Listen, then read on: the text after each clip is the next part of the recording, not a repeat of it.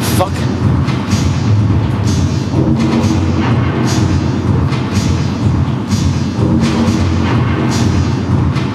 Nej, nej, nej.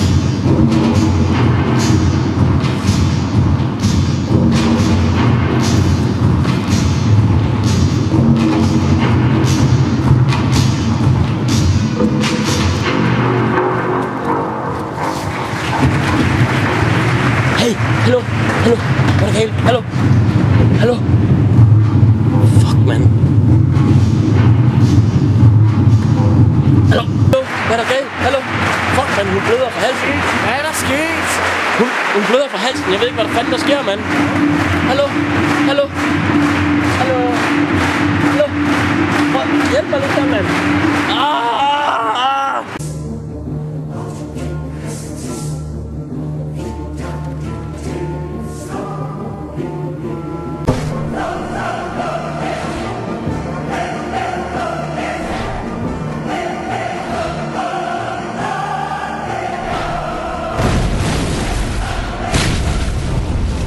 Starte vores færd på jagten efter vampyrerne med at fortælle og finde ud af vampyrernes oprindelse.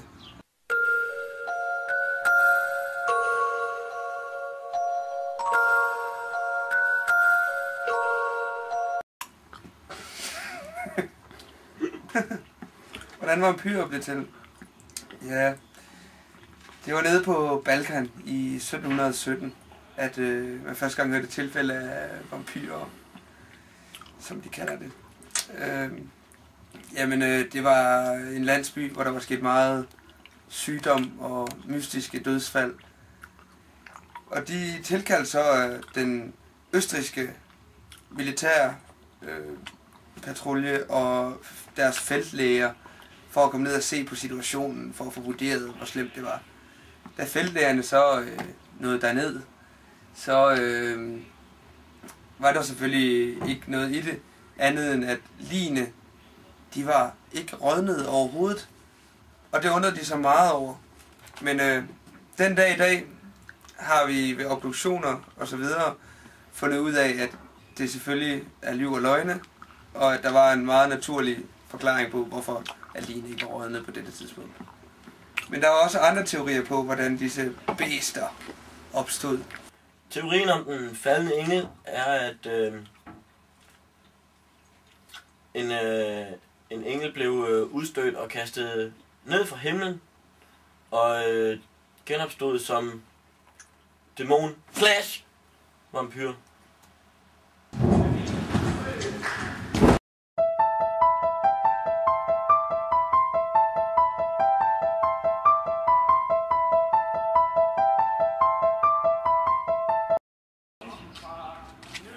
Hey, det næste klip viser, hvordan vampyrer formerer sig.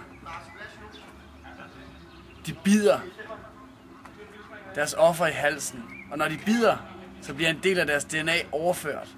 Og derved bliver offeret langsomt, stille og roligt, selv til en vampyr.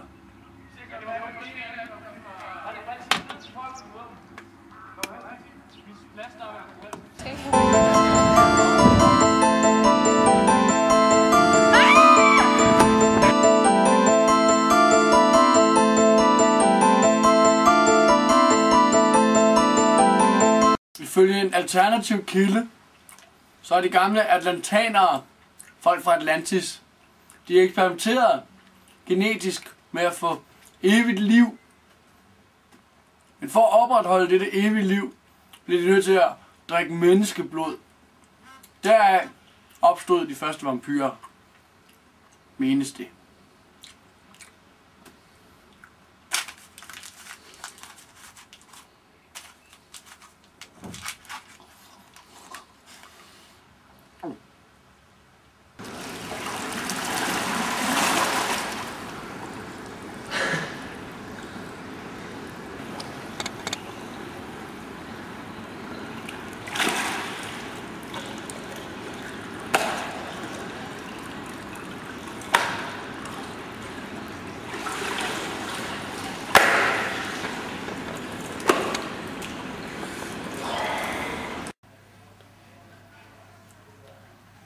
Nu så prøver jeg at forklare nogle af kendetegnene ved vampyrer. Vampyrer har for eksempel ikke noget spejlblik. Og i dagens anledning har vi fanget en vampyr, for ligesom at bevise det.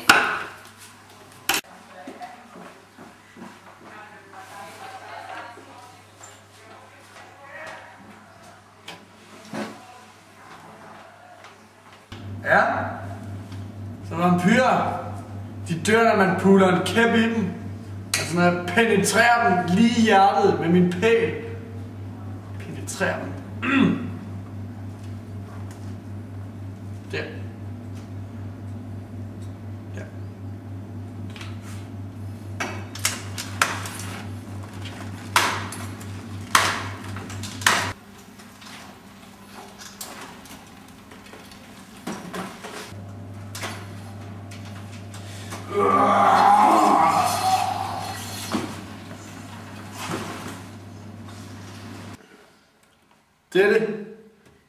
Det er vampyrens habitat. Der er den bolig, som regel. Jeg skulle gerne lægge en her i. Men den vågner først lige om lidt. Lad os kigge nærmere på det.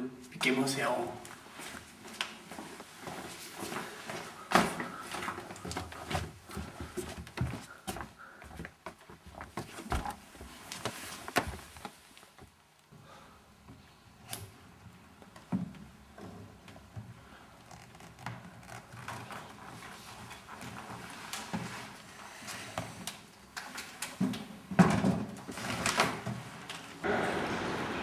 En af tingene, som vampyrerne ikke kan tåle, er hvidløg og vigevand.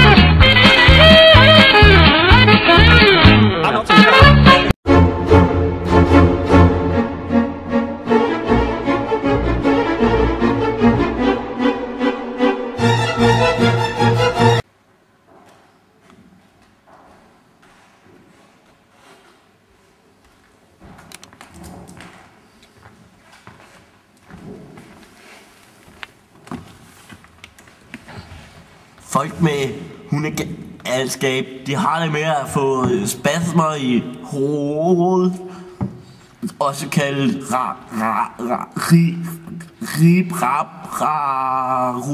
rabies.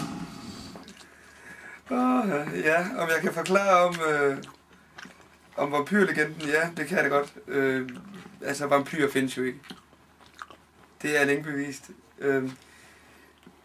Det er en gammel fejltagelse, man har taget i forhold til rabies.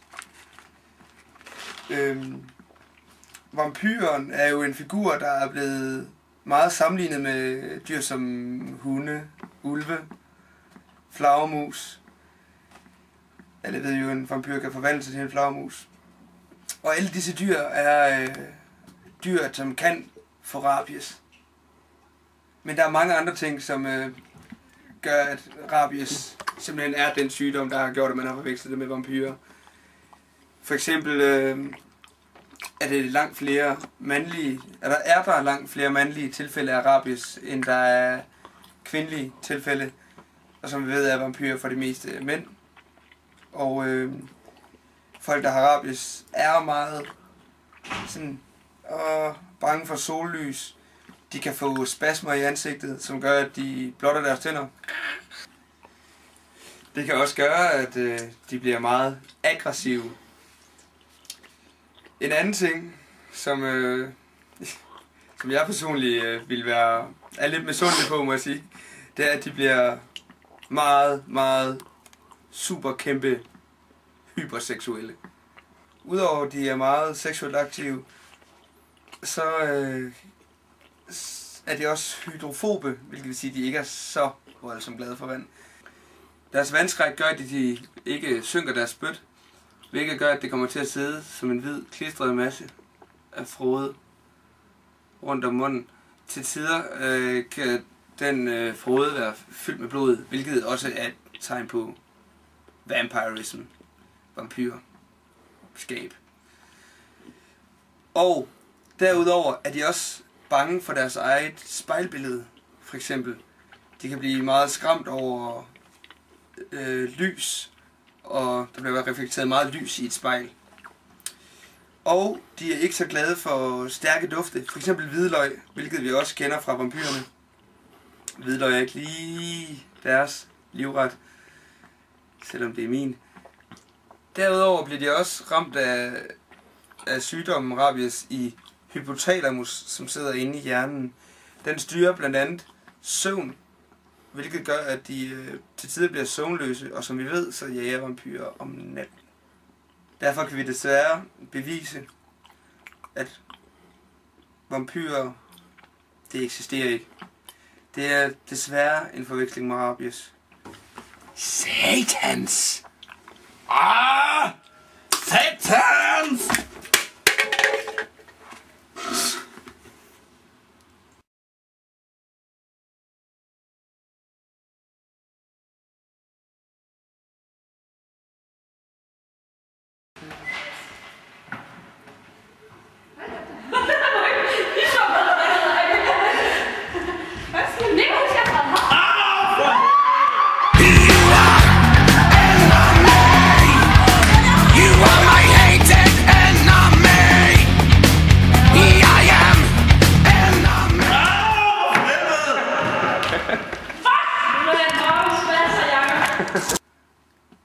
Og det spyt, de så ikke synker, det kommer de så til at hænge rundt om munden som frode.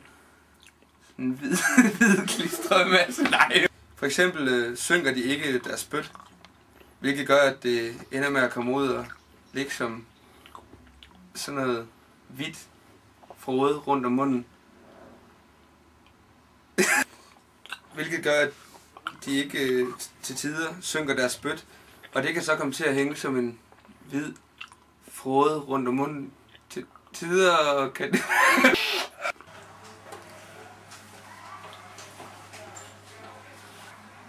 Nej.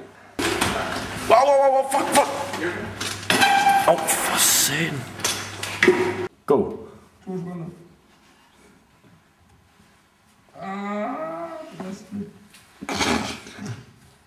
Okay. Klar. Ja, de spiller.